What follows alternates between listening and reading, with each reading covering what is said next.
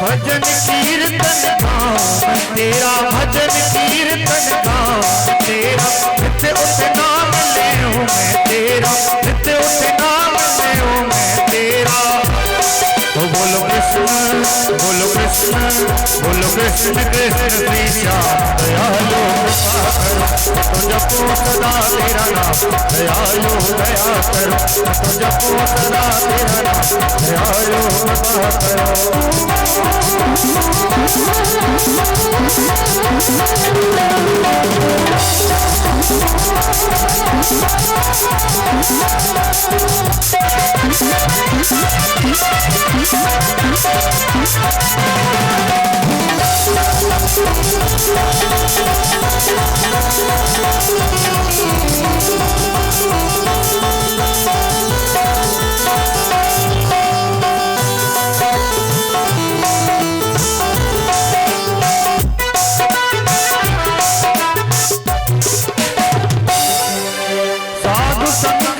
संगत देना साधु संत की संगत देना, अपने नाम की रंगत देना, अपने नाम की रंगत देना। हे नाथ नारायण वासुदेव हे कृष्ण गोविंद हरे मुरारी। सभी को गाना एक साथ प्रेम और भाव के साथ, वृंदावन बिहारी लाल की। श्री कृष्ण गोविंद हरे मुरारी, हे नाथ नारायण वासुदेव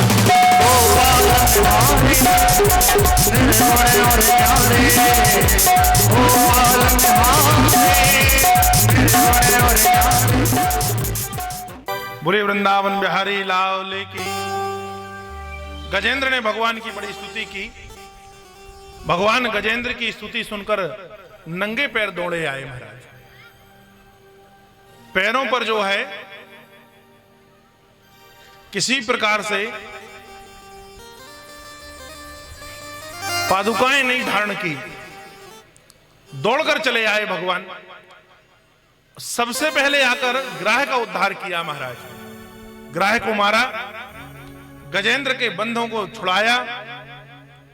गजेंद्र बाहर निकला, अनेक प्रकार से नारायण की स्तुति करने लगा। ग्राह को मुक्त किया महाराज। गजेंद्र ने स्तुति करते हुए एक बात नारायण से कहा, नारायण मुझे एक बात समझ में नहीं आई। आपकी स्तुति करके आपको बुलाया तो मैंने, जब आप आए तो सबसे पहले आपने किसे तारा? ग्राह को। ग्राह को तारा। कृपा मेरे ऊपर करनी थी, मैंने आपको बुलाया पर सबसे पहले तार दिया आपने ग्राह को। नारायण मुस्कुराते हुए कहते हैं, कहा सुनो ऐसा है, मैं उसके ऊपर कृपा जल्दी करता हूं जो मेरे छोड़ मेरे भक्तों के पैरों को पहले पकड़ता है।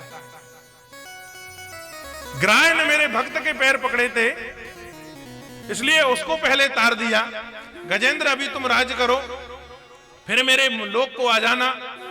यह जो गजेंद्र है यह अनेक प्रकार की स्तुति कहता है कि भगवान संसार के सारे नाते रिश्तेदार मैंने देख लिए, सब दिखावा है, मैं मुक्त होना चाहता हूं।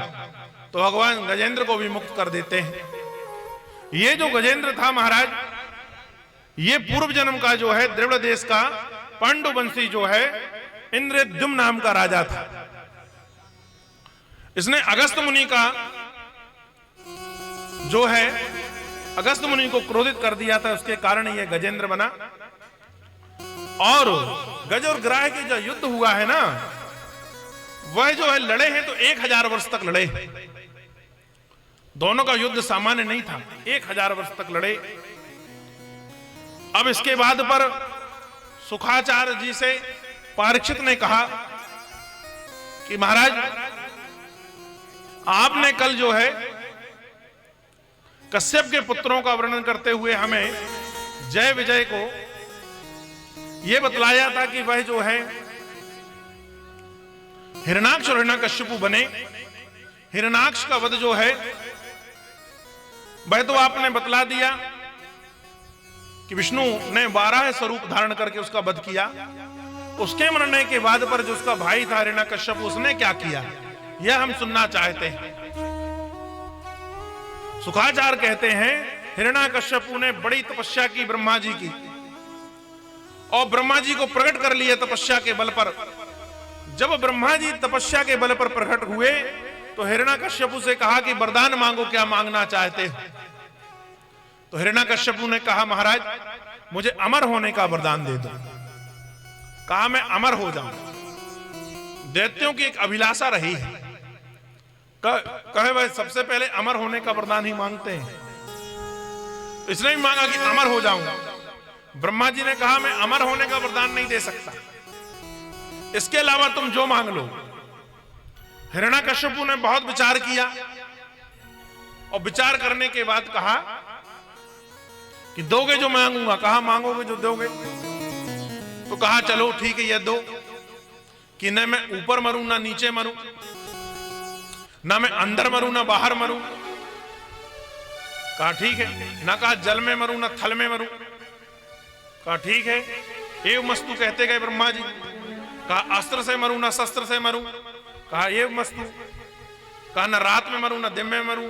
कहा एव मस्तु। कहा ना देवताओं से मरूं ना किन्नरों से मरूं ना यक्ष से मरूं ना गंधर्वों से मरूं ना किसी राक्षस से मरूं।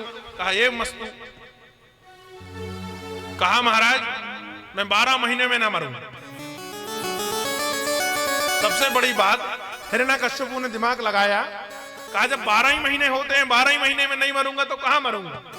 कहा महाराज 12 महीने में ना मरूंगा। ब्रह्मा जी ने कहा ये मस्तु। हिरण्याकश्यपु बड़ा खुश हुआ कि अब तो 12 महीने में नहीं मरना। कहा ठीक है। हिरण्याकश्यपु आ गया। जब हिरण्याकश्यपु जो है तपस्या के लिए गया था और दिग्विजय की थी, इंद्र आदि को परास्त कर दिया था हिरण्याकश्यपु ने। देवता उसके डर के मारे स्वर्ग पर राज नहीं कर पा रहे थे, और वह जब यह सब करने के बाद तपस्या के लिए गया था तो उसकी जो पत्नी थी कयाधु, वह गर्भ से थी। इंद्र ने सोचा इसका गर्भ नष्ट कर देना चाहिए, क्योंकि यह हिरण्याकश्यपु जैसा ही बलवान होगा और फिर यह भी हमें परेशान करेगा। तो गर्भ से कयाधु को उठाकर ले जाने लगा। जब कयाधु को उठाकर ले जाने लगा तो बीच में नारद जी मिल गए, और नारद जी ने कहा कि इंद्र तुम देवताओं के राजा हो, तुम्हें देवेंद्र कहा जाता है, तुम्हें एक असहाय अबला को इस प्रकार बलपूर्वक ले जाना शोभा नहीं देता। तुम इस कयाधु को कहां ले जा रहे हो? कहा महाराज यह हिरण्याकश्यपु की पत्नी है, इसके गर्भ पर जो पुत्र है वह भी बड़ा बलिष्ठ होगा और वह भी हिरण्याकश्यपु जैसे हमें परेशान करेगा, तो इसे ले जा रहा हूं। कहा तो नारद ने कहा कि इसे हमें दे दो, ये हमारे आश्रम पर रहेगी।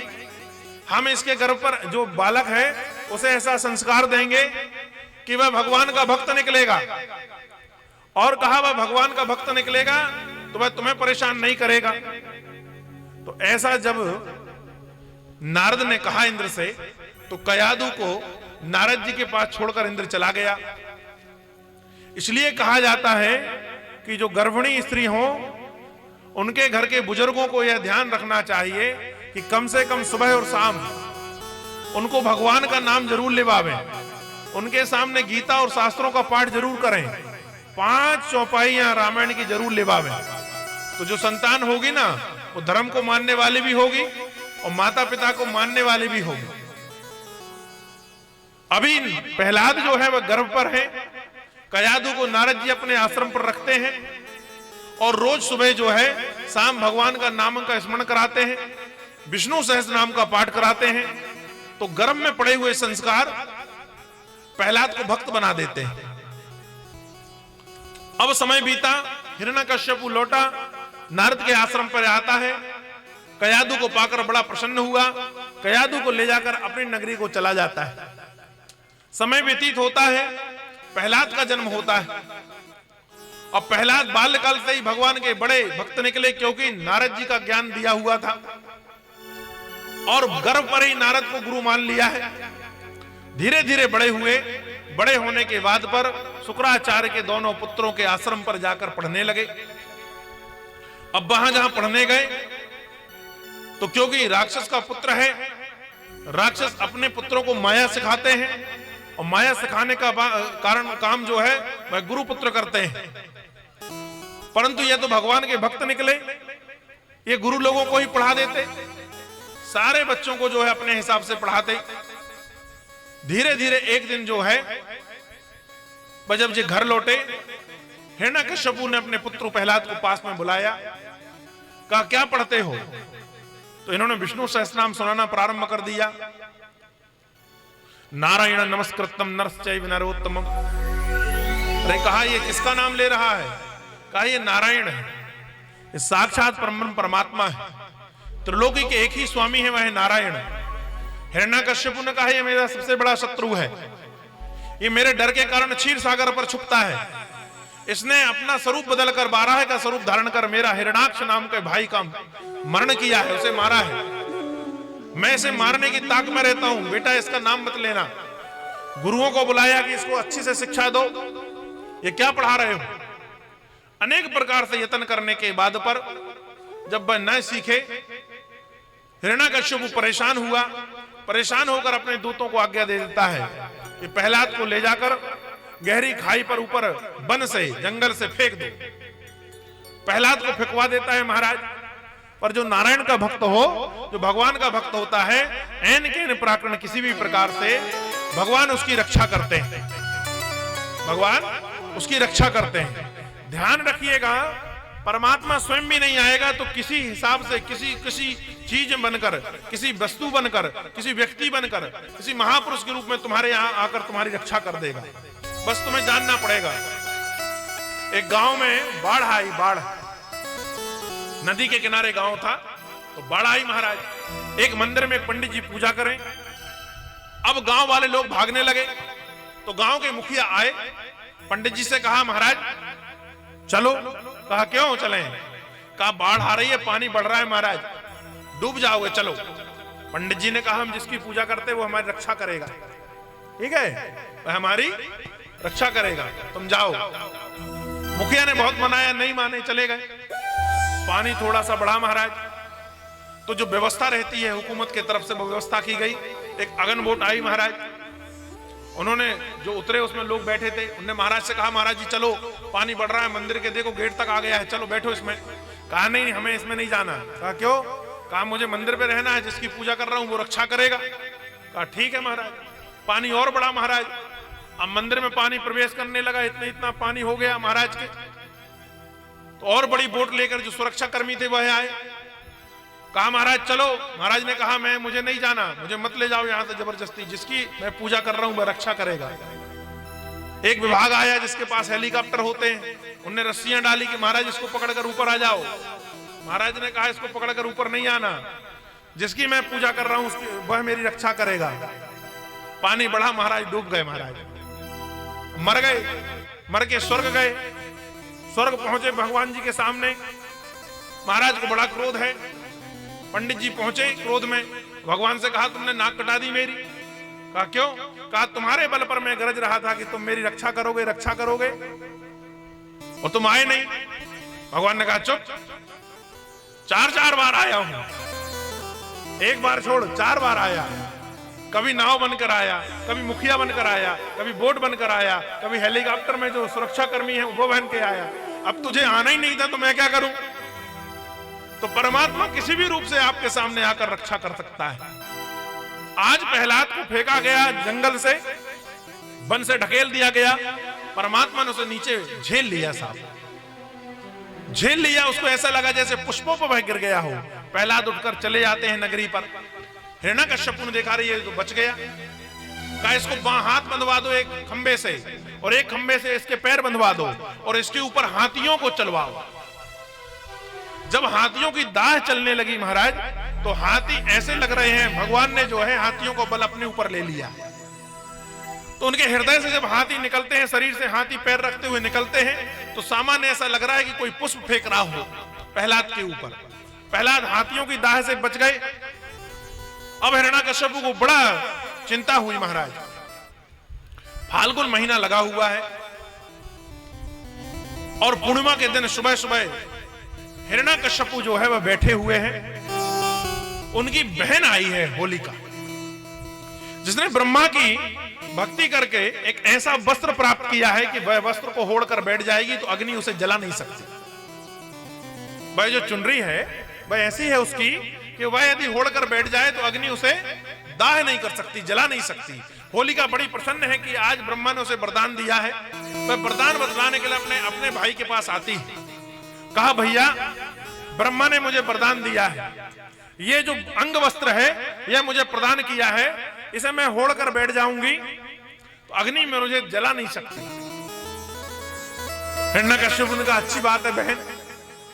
हिरण्यकश्यप का जो है मुख वह मलिन है। यह देखकर होलिका ने कहा कि तुम्हें चिंता किस बात की है? कहा, ये जो प्रहलाद है ना, ये राक्षस प्रवृत्ति का नहीं है, ये हमारे वंश के हिसाब से नहीं चल रहा है, ये उस नारायण का भक्त है। कहा, भैया हमारे भाई का नारायण शत्रु था, तुम्हारा भी शत्रु है, ये उनका जो है भक्त कैसे निकल गया? कहा, यही समझ में नहीं आ रहा बहन। कहा, आप चिंता मत करो, आप लकड़ियां इकट्ठी कराओ, मैं इसे गोद में लेकर बैठ जाऊंगी। मेरे पास ब्रह्मा का जो है ये अंग वस्त्र है, इसे मैं होड़कर बैठ जाऊंगी, मैं जलूंगी नहीं, ये जल जाएगा। तो संध्या के समय पर बढ़िया जैसे चिता आप लगाते हो ऐसी लकड़ियां लगाई गई, उस पर होलिका बैठी। होलिका ने कहा, अग्नि लगा दो, और प्रहलाद को बिठा लिया। प्रहलाद आंख बंद करके भगवान का ध्यान करने लगे।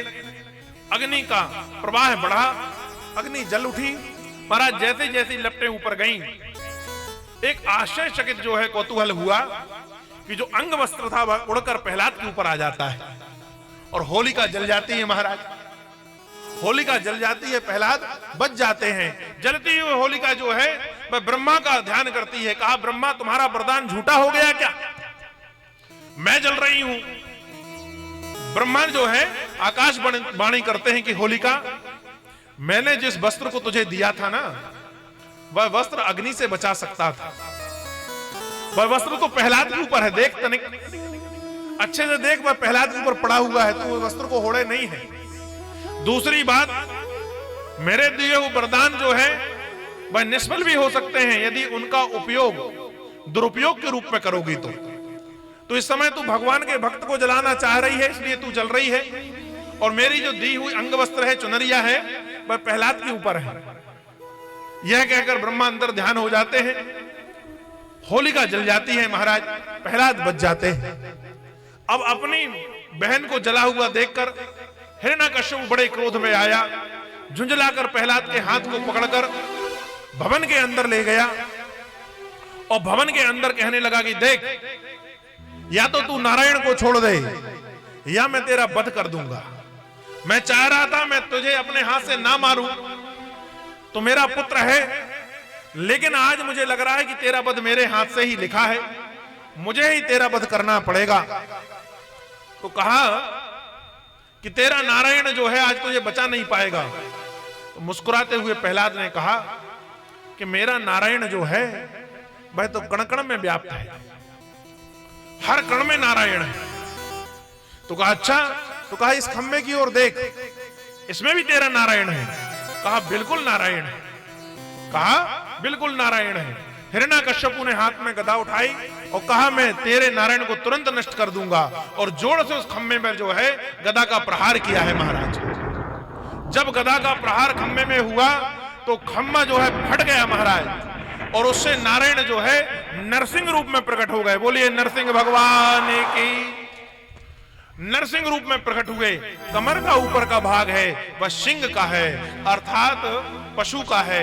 कमर के नीचे का भाग जो है वह मनुष्य का है, और बड़ी बड़ी जिब्या बाहर करते, लाल लाल आंखें, नथने और मुख से अग्नि निकल रही है। ऐसा विराट स्वरूप धारण करके जो है नरसिंह जो है हिरण्यकश्यप की ओर दौड़ते हैं। अब हिरण्यकश्यप डर गया, हाथ में गदा लेकर उद्यत हुआ नरसिंह को मारने के लिए।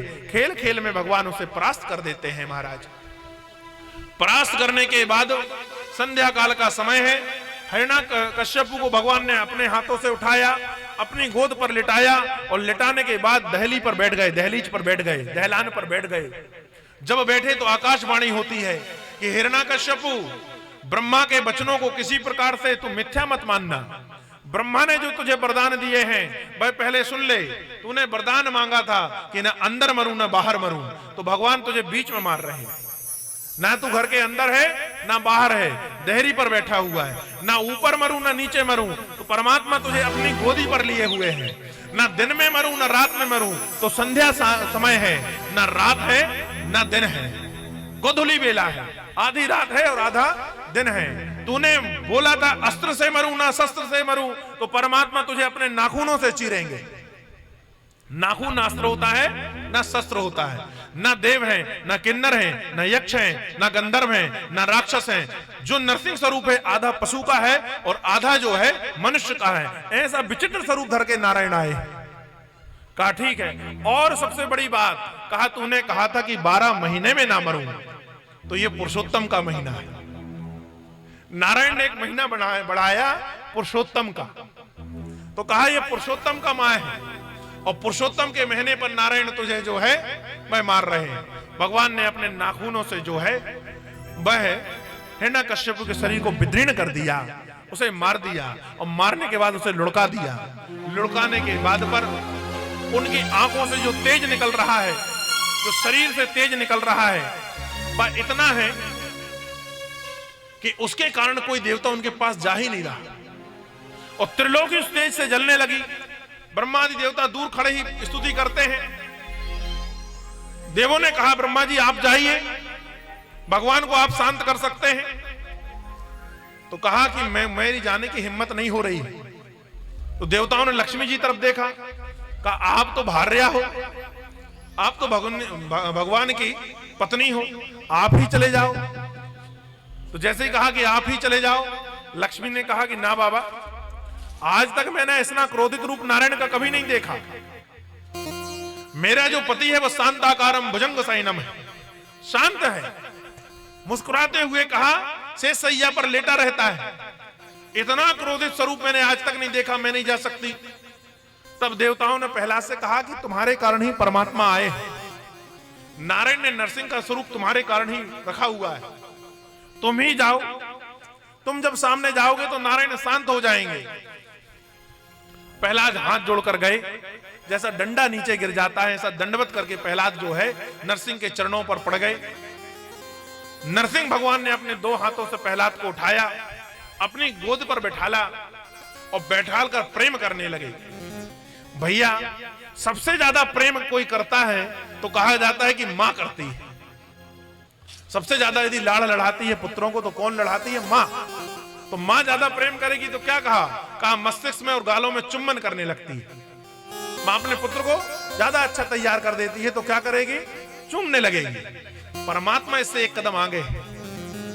परमात्मा प्रेम कैसा कर रहा है? कहा प्रहलाद को चाट रहे हैं, क्योंकि नरसिंह स्वरूप में है। नरसिंह स्वरूप में सिंह है। सिंह जो है पशु होता है। गाय अपने बछड़े को प्रेम कैसा करती है? चुम्बन थोड़ी ना करेगी, चाटती है ना, आपने देखा होगा। तो नरसिंह प्रहलाद को चाट रहे हैं। प्रहलाद को चाटते हुए कहा कि पुत्र तूने मेरी भक्ति में अनेक प्रकार के कष्ट सहे, मुझे ही विलंब हुआ तेरे यहां आने पर।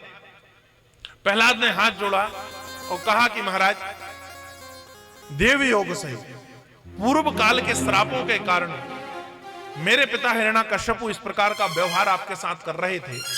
आप उन्हें क्षमा कर देना और उनको वही गति देना जो भक्तों को देते हो। भगवान ने समझाया कि इसे तो वह गति प्राप्त हुई है। ये तो मेरे जय विजय नाम के पार्षद हैं। इनका 3 अवतार राक्षसों में होगा, उसके बाद ये मेरे निज धाम को आ जाएंगे। पहला तुम इनकी चिंता मत करो। कहा दूसरी बात, मैं पहला पुत्र ऐसा होऊंगा जिसके कारण आपने मेरे पिता को मारा, तो लोग मेरे जो है किसी प्रकार से मेरी ख्याति जो है बस दुष्कृति में ना बदले। कहा मेरी ख्याति को कलंक ना लगे। नरसिंह ने कहा तुमने धर्मार्थ काम किया है, इसलिए तुम्हारी ख्याति जो है भक्तों में अग्रणी होगी और तुम मेरे पार्षद कहलाओगे। और साथ में वरदान देता हूं कि मैं कभी तुम्हारे पुत्रों में जो तुमसे उत्पन्न संतान होगी, मैं राक्षस कुल में तो होगी, लेकिन उन्हें मैं कभी नहीं मारूंगा। तो प्रहलाद जी के विरोचन हुए, विरोचन के बलि हुए और बलि के बाणासुर हुए। तो भगवान आगे चल के जब बाणासुर का युद्ध करते हैं तो बाणासुर को मारते नहीं है, हाथ भर काट के छोड़ देते हैं। क्यों? क्योंकि प्रहलाद का वंशज था, इसलिए छोड़ा। तो भगवान को ने आशीर्वाद दिया कि मैं तुम्हारे वंश में उत्पन्न होने वाले किसी का वध नहीं करूंगा, और राज तिलक प्रहलाद को दिया। अनेक प्रकार से देवताओं ने स्तुति की। देवताओं ने स्तुति करने के बाद पर भगवान वहां से अंतर्ध्यान हो जाते हैं, प्रहलाद राज्य करने लगते हैं। अब इसके बाद पर, प्रहलाद के बाद पर शास्त्रों में शूरवंश का वर्णन आता है। शूरवंश जो है वो इक्ष्वाकु से लेकर और यहां पर राजा राम तक शूरवंश कहलाता है। शूरवंश का वर्णन यदि करने लगेंगे तो आज भगवान का जन्म होना है, तो मात्र इक्ष्वाकु का एक चरित्र आपको सुना देते हैं। उसके बाद पर हम जो है चंद्रवंश की ओर चलेंगे। आज चौथा दिवस है, भगवान का जन्म भी कराना है। इक्ष्वाकु जो है बड़े प्रतापी राजा हुए हैं महाराज। इक्ष्वाकु जो है बड़े प्रतापी राजा हुए हैं। इक्ष्वाकु का एक नियम था कि वह सुबह सुबह ब्राह्मणों को जो है वह दान देते थे। अभी बाजा बंद करवाओ, बाजा बंद करवाओ। सुबह सुबह जो है वह दान करते थे। अनेक प्रकार के दान लेने का, जो ब्राह्मण जो मांग ले, जो याचक जो मांग ले, वह दान कर देते थे। इक्ष्वाकु के हंस में था। एक कथा आती है कि एक बार भगवान राम ने, अन्य ग्रंथों में यह कथा है, भगवान राम ने वशिष्ठ जी से हाथ जोड़कर कहा कि महाराज हमारा जो वंश है वह इक्ष्वाकु वंश कहलाता है, रघुवंशी कहलाता है। रघुवंश, सूर्य से लेकर राम तक रघुवंशी कहलाएगा, जिसे इक्ष्वाकु वंश कहते हैं। मैं ये चाहता हूं, हमारी ऐसी इच्छा है कि अब यह वंश राम वंश कहलाने लगे। थोड़ा ध्यान से सुनना, गहरी बात है।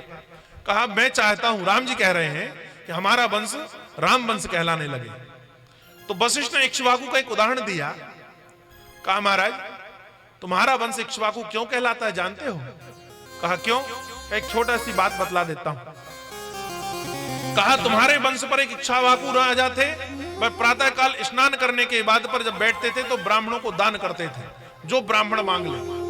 तो एक दिन कहा एक ब्राह्मण ऐसा आया जो थोड़ा सा विक्षिप्त था, थोड़ा सा विक्षिप्त था, कहा मस्तिष्क से। तो वह सुबह सुबह जल्दी आ गया। तो पहले घर में व्यवस्थाएं तो होती नहीं थी, तो अलग अलग स्थान बटे हुए थे, नित्य क्रियाओं के लिए सबको दूर जाना पड़ता था। तो वहां वह जब जहां से आया वह रनवासा था, रानियों का रहने का स्थान था। तो रानियां बाहर खड़ी हुई थी और ये वहीं से निकल के आया। तो इसने इक्ष्वाकु को कुछ रानियों को देख लिया, तो विक्षिप्त था, आधा पागल टाइप का था वह ब्राह्मण। तो मन पर इस प्रकार से आया, कम बुद्धि का था, जड़ था, कि आज जब राजा दान करने बैठेंगे स्नान करने के बाद, तो मैं राजा की रानी को मांग लूंगा, मैं राजा से रानी को ही मांग लूंगा। ये उस ब्राह्मण ने सोचा।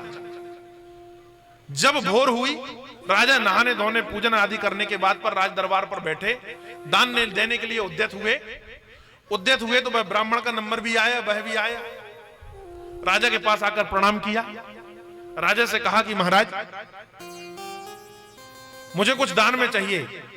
इक्ष्वाकु ने कहा मैं तो दान देने बैठा हूं, क्या लेना चाहते हो? मांगो जो कुछ मांगना हो।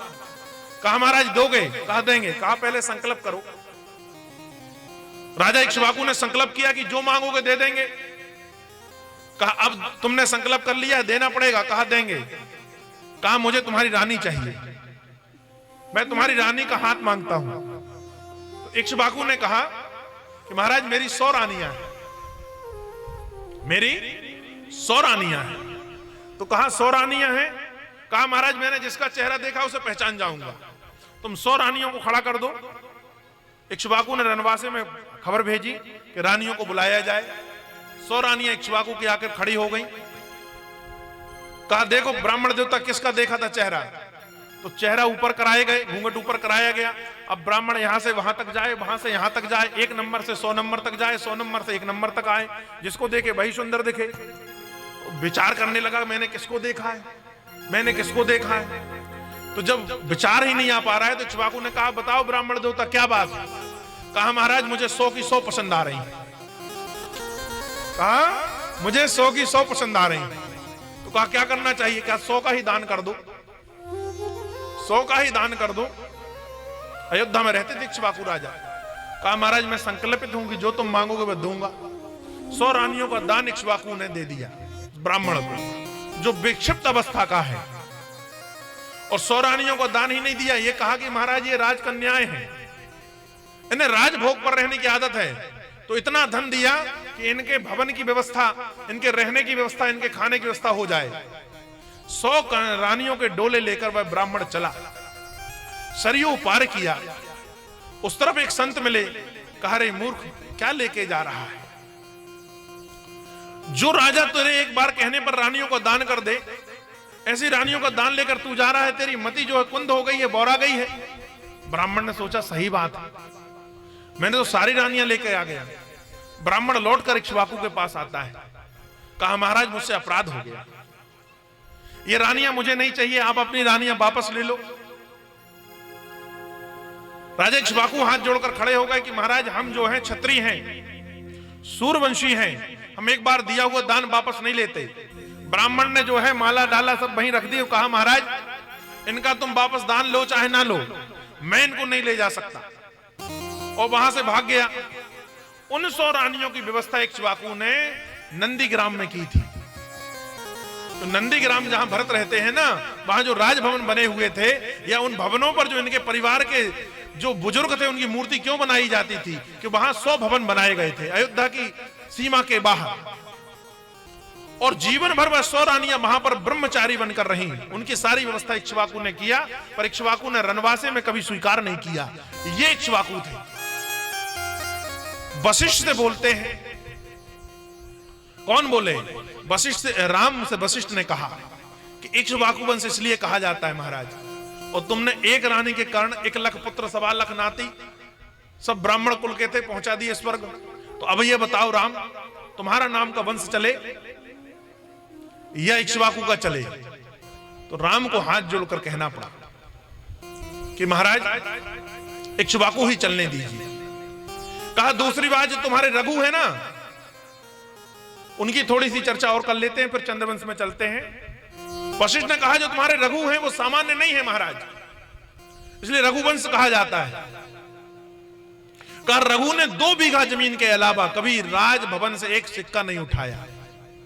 रघु ने 2 बीघा जमीन के अलावा, मतलब 1 एकड़ लगभग, उसी में खेती करते थे, जो उससे अनाज उत्पन्न हो उससे जो है अपना जीवन यापन करते थे। एक बार की बात है, उनका मंत्री था प्रमेय। तो महिलाएं जब बैठती हैं कभी, तो चर्चा सामान्य रूप से होती है, और महिलाओं का एक स्वाभाविक गुण होता है, कोई नई चीज लाएंगे तो उसे जरूर दिखाएंगे। और हम और आप देखें तो हमारे देखने का नजरिया होगा, कोई देखेगा कि भैया तुमने सोनी चाचा को देखा था, उनका किस प्रकार का टोपा था याद है कि नहीं, क्या क्या पहना था याद है कि नहीं, तो हम लोग नहीं बता पाएंगे। और जब ये लोग बताएंगे ना, तो जिसके बारे में बताएंगे उसी चूड़ी से लेकर बिंदी से लेकर पांव की पायल से लेकर सब बता देंगी, इस कलर का पहना था, ऐसा था, वैसा था, फलाना था, ठिकाना था। ये स्वभाव होता है, आप इस बात में विचार करके देखिएगा। तो जब वो राजा रघु की रानी जो है उनके मंत्री प्रमेय की पत्नी के साथ पर महिलाओं के साथ बैठती हैं, तो प्रमेय मंत्री की पत्नी ने जो है सुंदर कड़े बनवाई हैं सोने के, तो बार बार हाथ को वो ऐसा ऐसा करती हैं, रानी को दिखा रही हैं कि हम तुम्हारे मंत्री की पत्नी है, उसके बाद भी सोने की कड़ा पहनते हैं, और तुम 2 जोड़ी कपड़े में रहती हो, एक साड़ी पहन लेती हो, एक साड़ी कल पहन लेती हो। रघु इसके अलावा कुछ देता ही नहीं, महारानी होते हुए सोने का कोई चीज नहीं है उनके पास। आज वो महारानी को बड़ा बुरा लगा रघु की पत्नी को, घर पर आई। घर पर आने के बाद पर जो है इन्होंने भोजन बनाया ना कुछ किया, शाम को बैठी। रघु आए, रघु ने कहा कि देवी क्या हो गया, आज तुम्हारा मुख मलिन है, किसी ने तुम्हारा जो है तुम्हें दुख पहुंचाया क्या, किसी ने अशब्द कहे क्या? कहा नहीं महाराज, ये बताओ ऐसा जीवन कब तक चलेगा? 2 बीघा जमीन करने के बाद पर तुम मेरा भरण पोषण कैसे कर पाओगे? तुम चक्रवर्ती सम्राट हो, तुम्हारे नाम की कीर्ति फैलती है कि महाराजा रघु, महाराजा रघु, और कहा जीवन यापन ऐसा करते हो कि मेरा भरण पोषण नहीं कर पाते। कहा बात क्या हो गई? कहा बात इतनी सी है कि जो तुम्हारा मंत्री है प्रमेय ना, उसकी पत्नी सोने के मोटे मोटे कंगन पहनी हुई थी, और मुझे वह दिखा रही थी सभा में, और मेरे पास एक लड़ कहने लगे तांबे की नहीं है। तो बस इतनी सी बात? कहा बस इतनी सी बात। कहा ठीक है, तुम्हारे लिए सोने के पूरे आभूषण बनवा दिए जाएंगे। कहा कहां से बनवाओगे, राजकोष से तो पैसा निकालते नहीं। कहा सुबह उसी प्रमेय को बुलाना और प्रमेय से कहना कि लंका जा। कहां जा? अयोध्या से लंका। और रावण जो राज्य करता है लंका पे, उसके पास सबसे ज्यादा सोना है। और कहा उसके पास जाना और कहना कि 100 किलो सोना जो है रघु ने मंगाया है। 100 किलो सोना रघु ने मंगाया है, वो दे देगा तो अपने आभूषण बनवा लेना। तो रानी को लगा कि वो राक्षस राज रावण है, द्रविड़ का पोषक है, वो क्यों देगा? कहा तुम प्रमेय को पहुंचाना तो वो देगा। दूसरे दिन प्रमेय को रानी ने बुलाया। प्रमेय मंत्री आए, प्रणाम किया कि महारानी क्या आदेश है? कहा लंका जाओ और लंका जाके कहना कि 100 किलो सोना शुद्ध वाला जो है वह चाहिए। महारानी को जो है आभूषण तैयार करने हैं। प्रमेय ने कहा जो आज्ञा है। अपने विमान पर बैठा और सीधा लंका में पहुंचा। रावण की सभा में उपस्थित हुआ। कहा महाराज रघु के यहां से आया हूं। महारानी जो रघु के यहां पर है उनको सोने के आभूषण चाहिए।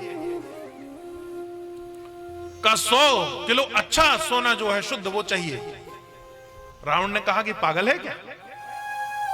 मैं द्रविड़ का राजा, वो आर्य राजा, मैं सोना तुझे क्यों दूंगा?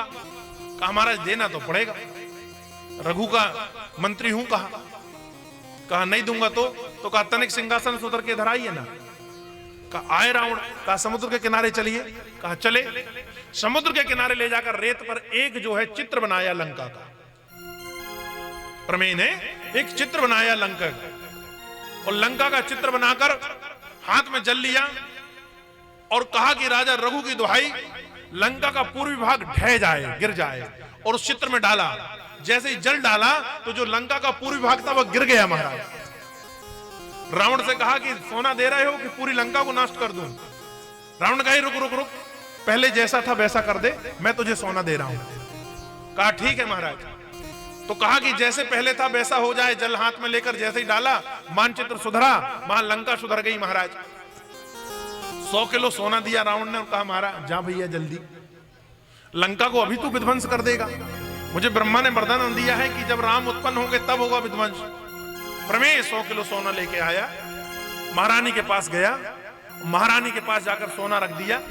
कहा देवी ये सोना आ गया। प्रमेय से महारानी ने कहा कि ये 100 किलो सोना जो है रावण ने दे दिया। कहा बिल्कुल दे दिया। कहा कैसे दे दिया? पूरी कथा बताई। कहा मेरे पति का इतना प्रभाव है। कहा हाँ। कहा मैं देखना चाहती हूँ। कहा देखना चाहती तो रुको। कुछ चिड़ियां जो है चुग रही थी, उन्होंने हाथ में दाना निकाला प्रमेय ने और चिड़ियों के सामने फेंका और कहा कि महाराज जो है रघु की दुहाई, चिड़ियां दाना चुगना बंद कर दें। चिड़ियों ने दाना चुगना बंद कर दिया। ये तब्बल था रघु का। रानी ने देखा, वो कहा अब चुनाव।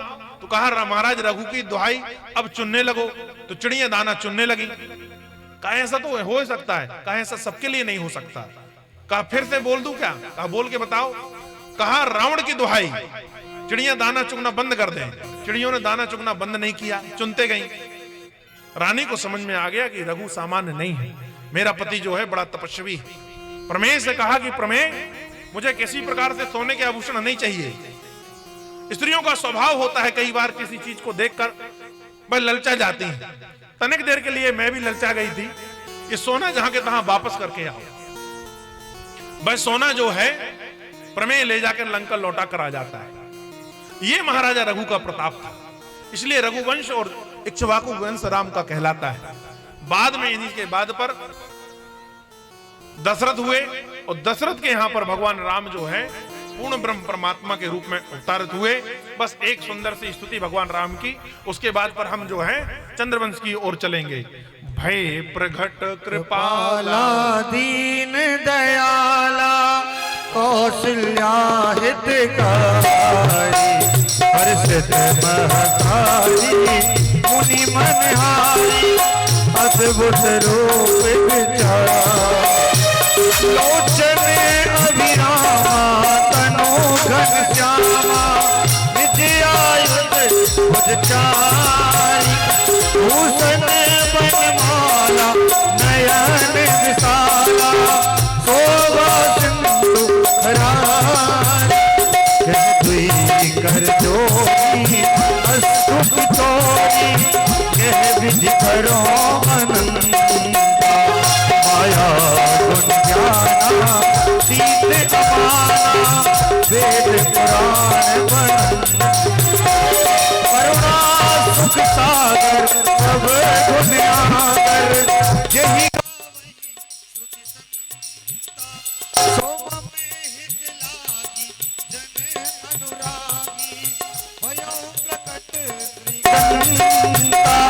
ब्रह्मांड निकाया तेरे विद्यमाना रोम रोम रचे और तो बाकी जन अनासी सुनत धीर मति तेरे उपजा जग ज्ञाना प्रभु मुस्काना चरते बहुत विधि कीन जहे कथा सुहाई मात बुझाई यही प्रकार पुत्र प्रेम लहे माता मुझे बोली सोमति डोली अजहु बात यह रूप लीला अति प्रिय शीला यह सुख परम अनोख सुनि बचन सुजाना रोदन खाना हुई बालक सुर यह चरण जगावही हरिपद पावही तेन परहि भव भोगा विप्रजन सुर संते दीन मन अवतार निज सागर में करो माया रोगा श्री राम जय राम जय जय राम श्री राम जय राम जय जय राम श्री राम जय राम जय जय राम श्री राम जय राम। और वासुदेव को जो है महाराजा उग्रसेन के छोटे भाई देवक की पुत्री विवाही गई थी। देवक की 7 पुत्रियां थीं और वह जो है वासुदेव को ही विवाही गई थी। उन पुत्रियों में सबसे छोटी पुत्री जो थी देवकी थी। अब उग्रसेन ने सूरसेन से कहा कि हम फिर से समधी बन जाते हैं, हमें अलग से लड़का ढूंढने की आवश्यकता ना पड़े, आपको भी कहीं जाना ना पड़े। पहले राजाओं महाराजाओं में अन्य बातों को भी सोचकर संबंध स्थापित कर लिए जाते थे कि कोई नया राजा जो है वह हमारे ऊपर जो है वह जो किसी प्रकार से आक्रमण करेगा या कुछ करेगा तो जिसमें दूसरा राजा सहायता करे, इसलिए भी संबंध स्थापित कर लिए जाते थे। निकटता रहे, निजी संबंधी कहलाएं, यह भी विचार किया जाता था। तो जब उग्रसेन ने कहा सूरसेन जी से कि तुम्हारे पुत्र को हमारे छोटे भाई की कन्या जो देवकी है वह विवाह दी जाए, तो सूरसेन मना ना कर पाए और सूरसेन जो है वह तैयार हो गए। अब वासुदेव का जो विवाह है वह देवकी के साथ किया जाने लगा। उग्रसेन का एक पुत्र था जिसका नाम था कंस महाराज। यह कंस जो है बड़ा वीर है, कंस जो है बड़ा वीर है और यह युवराज है। यह देवकी को बड़ा प्रेम करता है, उसकी बहन देवकी है, उनको बड़ा प्रेम करता है। देवकी का विवाह वसुदेव के साथ हुआ, वसुदेव के साथ देवकी का विवाह हुआ तो देवकी को जो है पहुंचाने के लिए लाखों घोड़े, लाखों हाथी, अनेक प्रकार की मोहरें, हजारों दास दासियां और बहुत सा धन देकर जो है उग्रसेन ने विदा किया। कंस भाई है, कंस भाई ने कहा कि मैं खुद अपनी बहन को जो है वसुदेव के घर तक छोड़कर आऊंगा। यह मन पर विचार करने के बाद जिस रथ पे जो है वासुदेव देव की बैठे हुए हैं उसको कंस खुद हाँक रहा है। कंस जो है खुद हाँक रहा है। नगर के बाहर निकले, मथुरा के बाहर निकलने के बाद आकाशवाणी होती है, रे मूर्ख कंस, जिस बहन को तू इतने अच्छे से विदा कर रहा है, प्रसन्नता के साथ पे लाखों घोड़े हाथी जो है अनेक स्वर्ण की चीजें, स्वर्ण जड़ित जो है वस्तुएं, दास दासियां देकर विदा कर रहा है, इससे उत्पन्न होने वाली 8वीं संतान तेरा काल बनेगी। अब तो कंस महाराज बड़ा क्रोधित हो गया और क्रोध में आकर आकाशवाणी सुनकर अपने हाथ से तलवार निकाल लेता है और तलवार निकालने के लिए बाद में देवकी को मारने के लिए उद्यत हो जाता है, तैयार हो जाता है मारने के लिए। एक हाथ से बाल पकड़ लेता है और एक हाथ से तलवार लेकर जैसे ही मारने को हुआ वसुदेव हाथ पकड़ लेते हैं। वसुदेव ने कहा, तनिक धीरज रखो भैया, तुम्हें देवकी से कोई खतरा नहीं है, तुम्हें जो खतरा है वह इसकी संतानों से है और मैं वचन देता हूं कि मैं इसकी सारी संतानें तुम्हें प्रदान कर दूंगा। वसुदेव बात के बड़े पक्के हैं, ये सब जानते हैं कि वसुदेव ने वचन दिया तो वह अपना वचन निभाएंगे। तो कहा कि इसकी जो है संतानों से खतरा है, मैं इसकी संतान दे दूंगा, तुम देवकी का जो है वध मत करो। कंस मान गया। कंस ने तलवार को जो है रख लिया और कहा, वसुदेव तुम्हारी जुबान पर छोड़ रहा हूं देवकी को। कहा ठीक है। कहा लेकिन अब इसकी विदा नहीं करूंगा मैं, ये जो है मेरे यहीं रहेगी। वसुदेव तैयार हो गए। समय व्यतीत हुआ, पहली संतान देवकी के यहां प्राप्त होती है।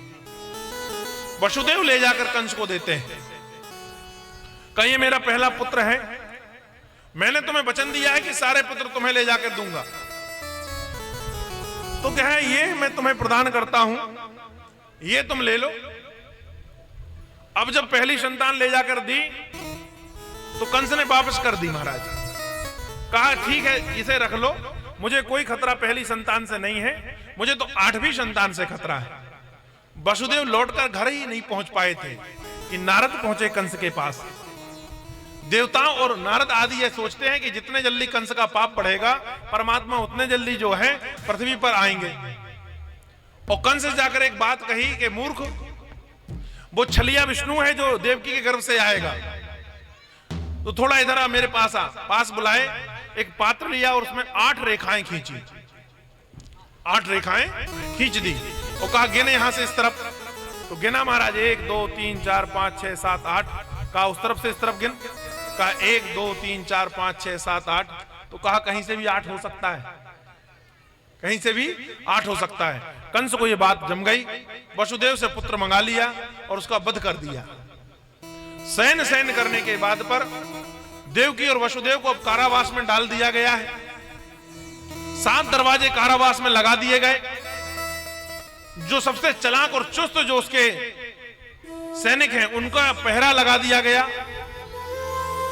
और यह कह दिया गया कि इनकी रात्रि में दिन पर भी रखवारी करना। धीरे धीरे जो हुआ 7 पुत्र हुए महाराज। 7 का वध कंस ने कर डाला। 8वीं संतान के रूप पर नारायण से शेषनाग ने प्रार्थना की। 7वीं संतान के रूप पर 6 पुत्रों को मार डाला।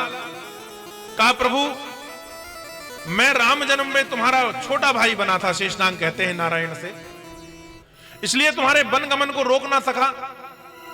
इस बार मेरी इच्छा है कि मैं तुम्हारे बड़े भाई के रूप में जन्म लूं।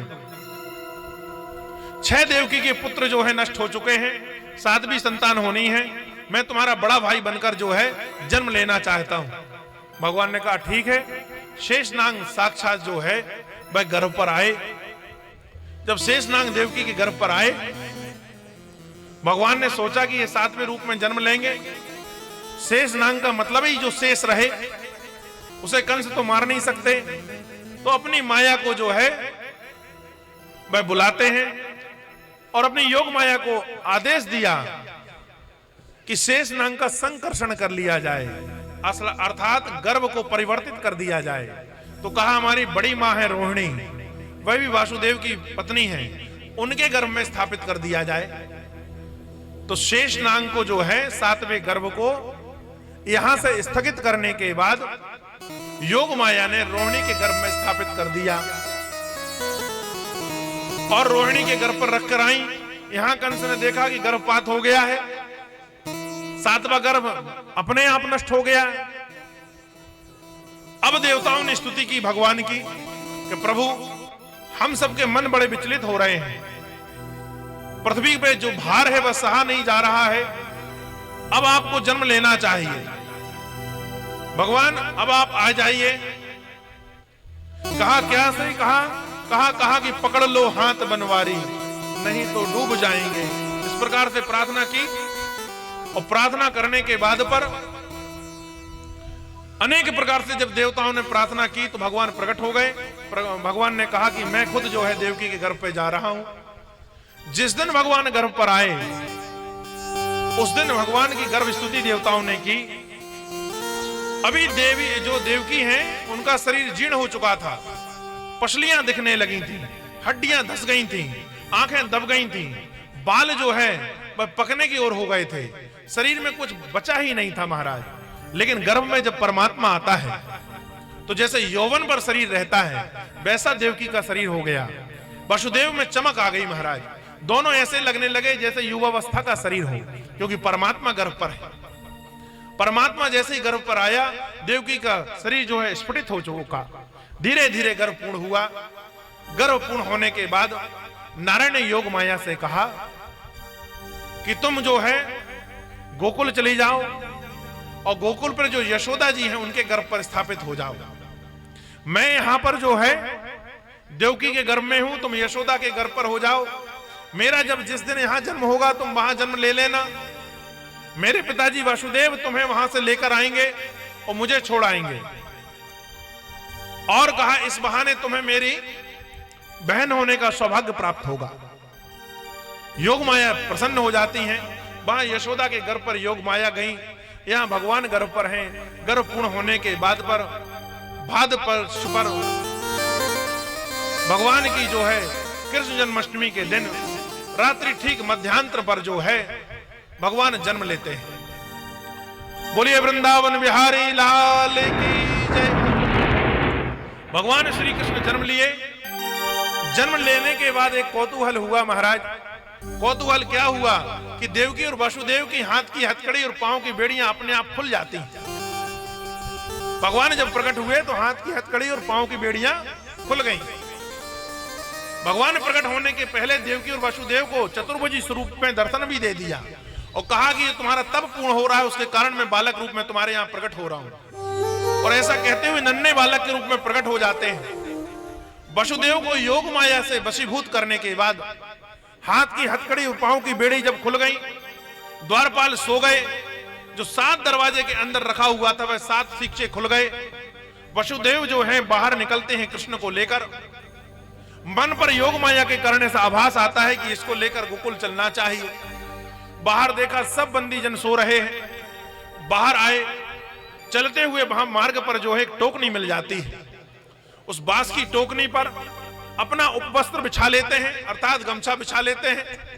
भगवान श्री कृष्ण को सिर पर रखा और गोकुल की ओर भगवान को लेकर चल देते हैं वासुदेव। वासुदेव जैसे ही वहां से निकलते हैं मूषाधार वर्षा होने लगती है महाराज। विकट की वर्षा जो होती है मथुरा पर। देवता लोग पुष्प तो नहीं बरसा सकते, शायद पानी ही बरसा रहे हो। शेषनाग ने देखा कि भगवान तो भीग जाएंगे, तो शेषनाग पीछे से चले आए, आकर अपने फनों का सहारा दिया। जमुना जी पूर्व में थी, भादों का महीना था। जमुना जी जो है वह बाढ़ पर हैं। वसुदेव प्रवेश करते हैं।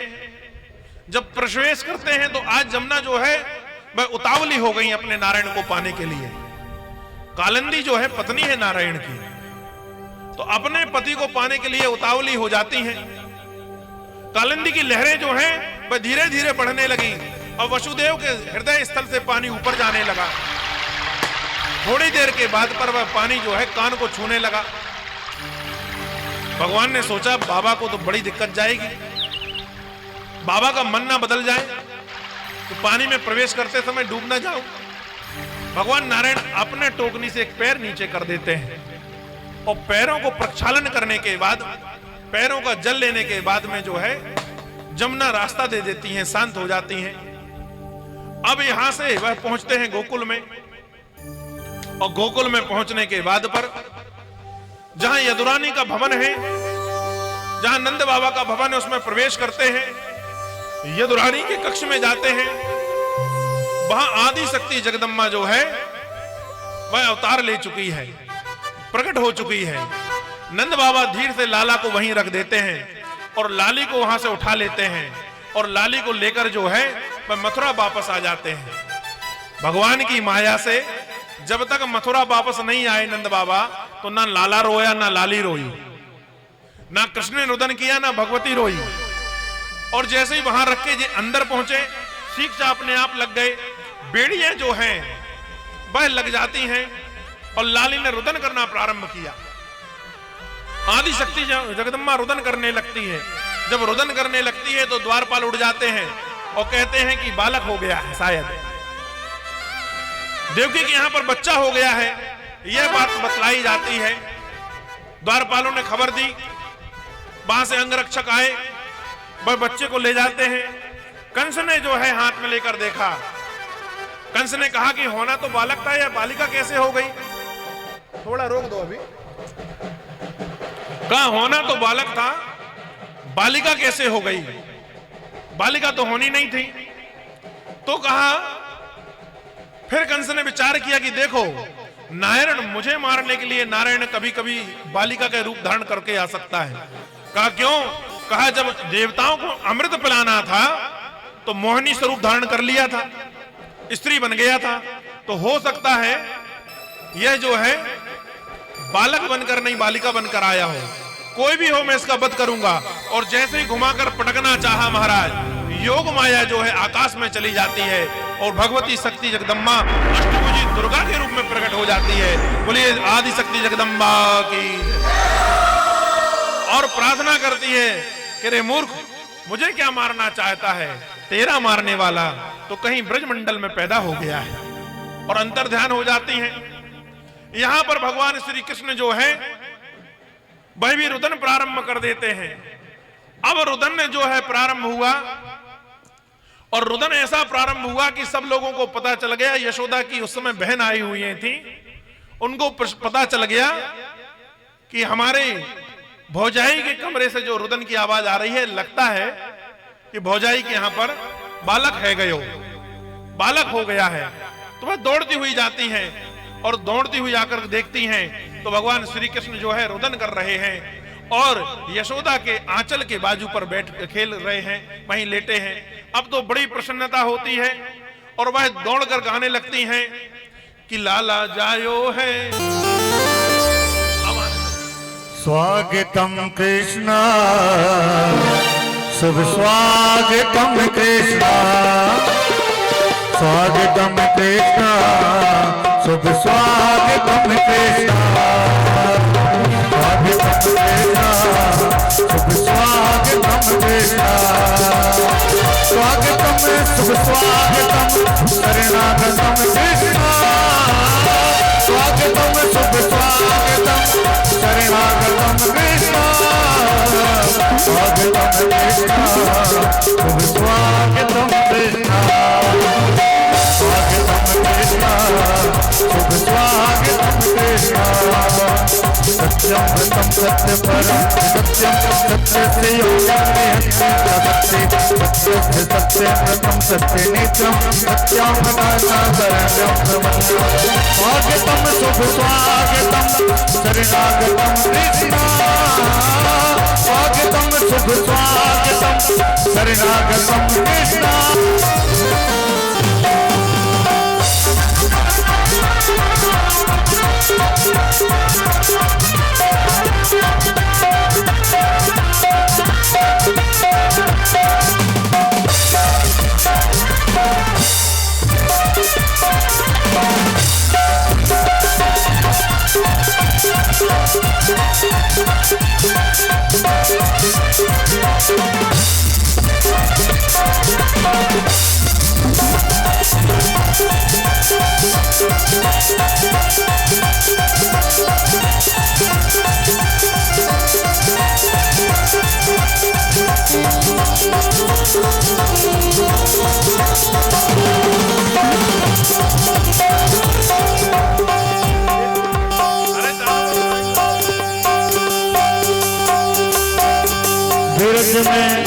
ब्रज में है जय जयकार नंद घर लाला जायो, ब्रज में है जय जयकार नंद घर लाला जायो है, लाला जायो है। देखो सभी को व्यवस्थाओं का ध्यान रखना है और आज पूरी आजादी है सभी को झूमने की। ब्रह्मांड नायक का जन्मोत्सव है, जितना हो सके आनंद उठाना है इस समय का, क्योंकि ये मौका बार बार नहीं आने वाला। आइए सभी अपने स्थान पर खड़े होंगे, लेकिन व्यवस्था बना के। एक साइड हमारी माताएं रहेंगी, एक साइड हमारे दादाजी भैया लोग रहेंगे। व्यवस्थाओं को ध्यान रखते हुए पीछे वाकई भाई लाल आपके बीच आ रहे हैं, सभी ताली से देते हुए बिरज में है जय जयकार, नंद घर लाला जायो है। बिरज में है जय जयकार, नंद घर लाला जायो है। लाला जायो है, नंद घर लाला जायो है। लाला जायो है, नंद घर लाला जायो है। बिरज में है जय जयकार, नंद घर लाला जायो है। बिरज में है जय जयकार, नंद घर लाला जायो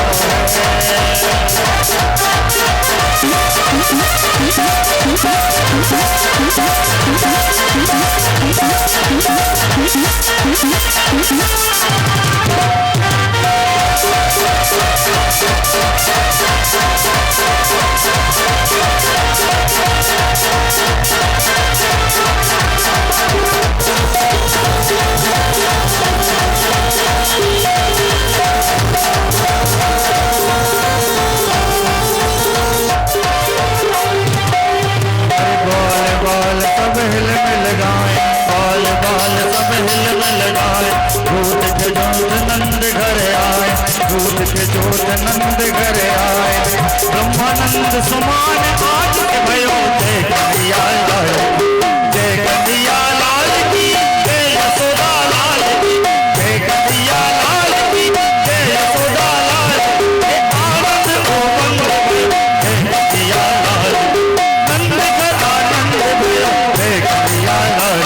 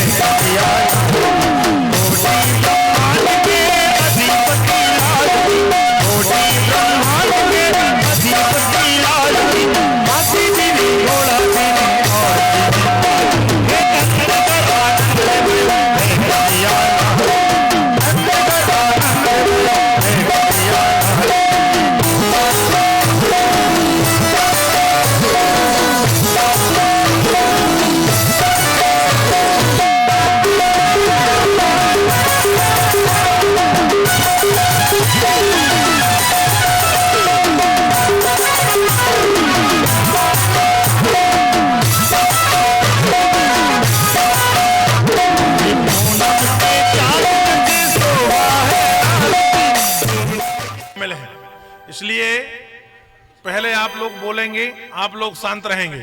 आपको बोलना है, जब मैं बोलूं यशोदा मैया बधाई हो बधाई हो, तो आपको भी बोलना है यशोदा मैया बधाई हो बधाई हो, ठीक है। और जब हम बोले नंद बाबा बधाई हो, तो तुम्हें बोलना है नंद बाबा बधाई हो बधाई हो। आप लोगों के बीच में ये नहीं बोलेंगे और इनके बीच में आप लोग नहीं बोलेंगे। और जिसने ज्यादा तेज बोला तो हम ये घड़ी दे देंगे भाई, चाहे आपके पक्ष में हो चाहे आपके पक्ष में हो, ठीक है। पहले आपकी बारी। यशोदा मैया बधाई हो बधाई हो, यशोदा मैया बधाई हो बधाई हो। अब आप लोग बोलना, देखो भाई आपकी पार्टी हारनी नहीं चाहिए, हम भी आपकी पार्टी में से हैं, तो ठीक है। नंद बाबा बधाई हो बधाई हो, नंद बाबा बधाई हो बधाई हो। एक बार और करेंगे, अभी दोनों का बराबर है। बोलिए यशोदा मैया बधाई हो बधाई हो, यशोदा मैया बधाई हो बधाई हो। नंद बाबा बधाई हो बधाई हो, नंद बाबा बधाई हो बधाई हो। हमें तो दोनों का बराबर लगा भैया, इसलिए घड़ी हम अपने पास रख लेते हैं। देखिए भगवान के उत्सव में बहुत अच्छा किसी ने कहा है कि जो परमात्मा के सामने नाच लेता है उसे किसी के सामने नाचना नहीं पड़ता। एक और बढ़िया आप बधाई सुने, उसके बाद सभी लोग आरती में सम्मिलित होंगे। सभी लोग नृत्य करें इस बधाई में। जी भैया। बाके बिहारी कजरा रे मोटे मोटे